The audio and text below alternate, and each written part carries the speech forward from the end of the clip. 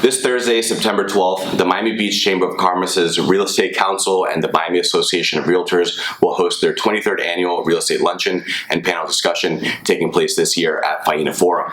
Themed Diversifying Our Real Estate to Diversify Our Economy, the event will feature a solution-driven panel discussion and exploration on a variety of hot topics impacting Miami Beach. Among those topics include strategies that will attract different types of industries to Miami Beach while building Class A office space, cultivating incubators as well as co-working spaces, and developing different housing types to keep our workforce on Miami Beach while reducing traffic. In general, the conversation will include ways Miami Beach can use its real estate in creating a more diverse economy, and at the helm of that conversation is Susan Askew, founder and editor of RE Miami Beach, and my guest on today's show. Her panel will include a slew of real estate heavyweights, including Alicia Cervera Lamadrid, managing partner of Cervera Real Estate, friend of the pod, and my co-host for today. So Susan, Alicia, welcome to the show. Thank you. Hi, Omar. Thanks for having us. Hello. I'm excited to have you here for this special Miami Real Estate Podcast preview of the 23rd Annual Luncheon, as I mentioned, taking place this Thursday. So what we want to do is give our listeners a little overview of what they can expect, and especially those real estate professionals working in and around Miami Beach, an idea of what they can expect at the event. So, Susan, just to jump right into it, if you could please give us an idea of I know one of the main topics you mentioned is the overlying question of what does Miami Beach want to be? So could you please sort of expand on that and sort of give us a little color there? Sure. There's been a little bit of maybe an identity crisis in Miami Beach recently. We've been a tourist destination. We have been a destination for second homeowners. But there's now a discussion going on about how we create more of a live, work, play environment where people live on the beach, work on the beach, enjoy entertainment on the beach, as a way to diversify who's on our beach, diversify the economy, but also look at ways to maybe solve some of our transportation issues. The thing that we're grappling with is what's happening across the bridge in Miami, and competition that is diverting people away from Miami Beach that we haven't seen before, and that's creating certainly some tensions within the economy. So looking at what we want to be and then how we get there. Fascinating. And Alicia, somebody who has, great experience with Miami Beach and going back to, the 90s and sort of developing South of Fifth, what's your take on sort of what this idea of what Miami Beach wants to be and how to get there? Well, I think that in the same way that Miami Beach is going through a kind of crisis now, that the city went through a similar crisis. And so what I'd love to see is that we kind of meet on common ground now. When I travel around the world selling Miami and Miami Beach, what I always say is we have the privilege of being two cities in one. In most of the world, if you live in Paris, you have to go all the way to Saint-Tropez to be at a beach. If you live in Madrid, you have to go all the way to the coast to be on the beach. The same thing happens in New York. You have to go to the Hamptons. In Sao Paulo, you have to go to Rio. Well, in Miami, we're both a traditional city and a phenomenal beach resort and city as well. So rather than compete with each other, I think that we've always had tremendous synergies, and that the real opportunity is how do we capitalize on those and make it one big marketing platform that will elevate us faster. Absolutely. And then in terms of, I think, Susan, in terms of development, balancing the city's interest for generating revenue, let's say with quality of life, resiliency, and the sea level rise conversation and preservation, what are your thoughts on that, and sort of what are we getting into on Thursday on that topic? So certainly we will not be able to solve that problem within the time frame of the panel. But there is a push-pull. There's certainly a realization that we have some serious resiliency issues and flooding in Miami Beach, and new development is required to build at higher elevations. So that is not an issue, but we are very limited on the amount of space. It's a 7 square mile island, and most of it is built. So the question is adaptive reuse of some of these historic properties, contributing buildings, but again, the push-pull between nostalgia and the things that attracted people to Miami Beach, the Art Deco buildings, for example, and architecture. Is there a way to adaptively reuse that? Does that involve rebuilding it the same as it was? Does that involve raising it up, incorporating it into these newer buildings? And that is certainly a debate that is happening within the land use boards right now of how do you, when you're the first, for example, versus if you're the 10th. When you're the 10th, the landscape is already changing, but when you're the first, there is certainly resistance and still trying to figure out what it is that we want to be. So there's a lot of conversation going on around that. There are people, though, who would also say, let's make that part of our identity. We are a leader in resiliency. We're a leader in resilient building. So is that something that we want to be? Height in Miami Beach is so controversial, but do we have to look at height in order to allow more green space? So there are people who will say, density, the density of this is the same as the density of this. Right. But this can create low boxy development where this might be a high rise with a lot of green space. The 500 Alton Road property is one of those. But there is that issue of height versus low-scale development and green space, which we need to absorb water and allow the city to be more resilient. Again, not dissimilar from what the city went through. When I got to Miami, I'm not going to say how many years ago, but suffice it to say it was a lot. It was a very horizontal city. But then the way people live changes. And I always say that moms like to be next to their kids. So when they were at home in the suburbs, because they weren't working, it was okay that the schools were out there. But as we all came into the city and started working, then we needed schools in the urban centers so that we could be close to our kids. And ultimately, we decided who wants to drive all the way out there.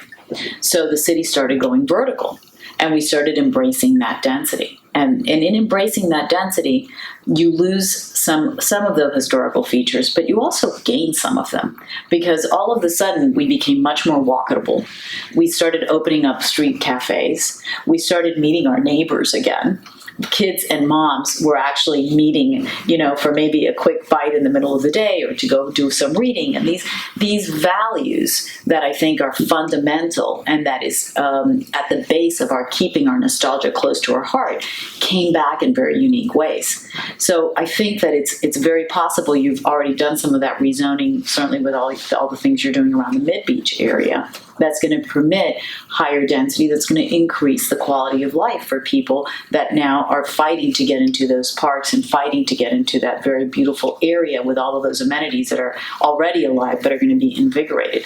And the other thing is that why limit yourself to the footprint of Miami Beach? Why not just decide you're going to get bigger and embrace parts of Miami? Maybe you just say, okay, Miami Beach is now going to go all the way into Miami east of I-95. And we're just going to embrace that because people are going to the design district already. People are going to Pam already. People are going to Wynwood already. People are going to the restaurants in downtown. They're going to the Heat. So why separate ourselves from that? The city has been using Miami Beach forever to sell itself because we're right by the beach. So why not start flipping that around in the other direction? And we do that for the Super Bowl, the Democratic National Convention, right? Yeah. The county, the city, and the beach came together to sell itself as a package. And what a win. Right. Yeah. And then I do want to touch on, I know traffic is one of the topics that we'll be discussing on Thursday. And I'll admit, whenever I go to the beach, I live here on the mainland in Brickell. When I go to the beach, I have to strategically choose which causeway I come over. Am I driving through Dade? Because the traffic can be, Exactly. It's like I'm losing even more hair while I'm driving through there. But what are you seeing, Susan, in terms of progress to sort of remedy that, and what is the future of traffic on Miami Beach look like? In the near term, it's kind of dismal with the construction going on, right? The repairs to the MacArthur Causeway, the new Signature Bridge. Ultimately, I think everybody thinks it will get better, hopefully. But we're discussing the whole mass transit. What will it look like? Will it be light rail? Will it be bus? What will it be? And what will be acceptable to the residents of Miami Beach? They did not want the light rail coming in for a number of reasons. Also, the location of it. There's been a focus on the MacArthur Causeway, and the beach. Residents will say the Julia Tuttle is far more trafficked, and you have people coming into work, but then people who are just taking a left-hand turn, Right. and they're heading north. out of the city of Miami Beach. That traffic is also impacting the city. So how do we get there? And, I think Alicia has a little bit of a history with this. I'm fairly new, 5-year full-time resident, but I think we were talking earlier about this has been a long time coming and we're not here yet. It has been, and I think that the Julia Tuttle has become much more viable 20 years later, because 20 years ago, the city was so concentrated by the MacArthur and the Venetian Causeway that the Julia Tuttle was all the way over there. Well, now it's right here. So to have that as a point of connectivity may in fact be the right point of connectivity. So I think that we've grown in that direction, because there's conversation about where is the center of the city now anyway. When I was growing up in Miami, downtown was shuttered up. So it was not considered the center of the city at all. Maybe Coconut Grove was the center. It's where we went to the theater. It's where we went to restaurants. It's where we went shopping. That has shifted. It has shifted north. And with that shift, I think, is the opportunity to create that connectivity on the Julia Tuttle. Why not? And if that works better for the beach, and I think there's a strong argument there to be said that people can go south and they can go north, makes all the sense in the world. Talking about North, last question for you, Susan, here is North Beach. There's a lot of buzz, right? But development hasn't necessarily happened yet. So what's going on there? Pause. North Beach has a lot of hope, a lot of potential. There have been a number of new zoning initiatives to try to create the town center. Some of this is a little chicken and the egg. Sylvia Coltrane, her hotel project was approved several years ago, and she's had difficulty attracting a hotel flag because nothing else is happening around it yet. So you're taking a leap of faith in coming into North Beach. There is also a debate over short-term rentals, and it is an area where short-term rentals are permitted.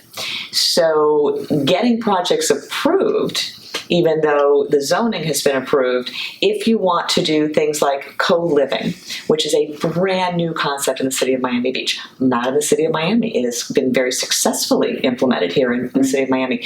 But there is a fear that the co-living arrangements, instead of becoming a place where maybe millennials will come in for a year, it maybe become a daily rental and more like a hotel. The people who are in favor of co-living will tell you that zoning has existed there for a long time, and no one has come in and built a hotel. Right.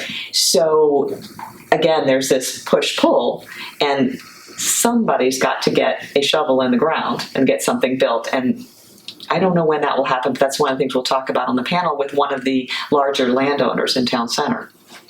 Excellent. So once again, ladies and gentlemen, you're listening to the Miami Real Estate Podcast. This is a special preview of Thursday's 23rd Annual Real Estate Luncheon, right? Presented by the Miami Beach Chamber of Commerce's Real Estate Council and the Miami Association of Realtors. This is Susan Askew, the author of and founder of RE Miami Beach. So if you want to read more about all the exciting things happening on Miami Beach, we'll include a link to your show notes. Alicia, thank you for being here as well, managing partner of Cervera Real Estate. You'll be on the panel with, as you mentioned, Matisse Cohen, principal of Kahuna Properties, if I'm pronouncing that correctly, and Rory Greenberg, real estate developer and owner's rep of RB Green Company. So you mentioned it's an interactive discussion, right, on Thursday. Yeah, there will be. And also Michael Schvo, who is doing his first project in Miami Beach, the Raleigh Hotel, beloved Raleigh Hotel, and a couple of the other hotels adjacent to it that he's just recently purchased. And it will be interactive, so I'll ask questions, but what will be really fun is to see the dialogue amongst the members of the panel as well. Absolutely. And so for our listeners out there, it's remind me the time and the details for those interested. It is 11 to 1 at the Faena Forum. Lunch starts at noon. Panel gets underway about 12:30. We'll do about a half an hour with the panel, 10-15 minutes Q&A from the audience, and we'll have you out of there by 1:30.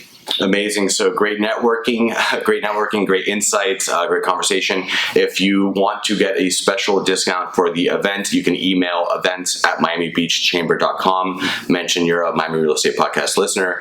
Danny will get you a special rate. So from here in Miami, where the future is always bright, we'll see you guys next time. Thank you.